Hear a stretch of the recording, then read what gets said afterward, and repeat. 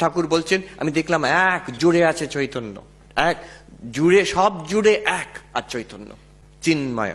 যদি কেউ ভাবে এটা সব দার্শনিক কথা হচ্ছে, তো এগুলো তো শোনা কথা, আমরা দেখবো কি করে? দেখবো, আসছে, একটু পরে আসছে। আচ্ছা, চিন্ময় কেমন? সবকিছু জুড়ে এক, সর্বব্যাপী চৈতন্য। ব্যাপী দু রকমের হয়। একটা হচ্ছে এই হল আছে, এখানে ধূপ জেলে দিলাম, সর্বত্র গন্ধময় হয়ে গেল।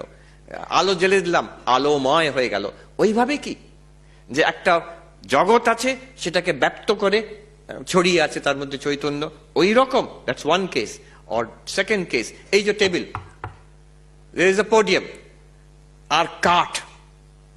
এখন যদি বলি কাঠময় টেবিল, এটা এমন নয় যে একটা টেবিল আছে আর কাঠটা তাকে ব্যক্ত করে আছে, না, কাঠটাই আছে। কাঠ আর টেবিল একই জিনিস।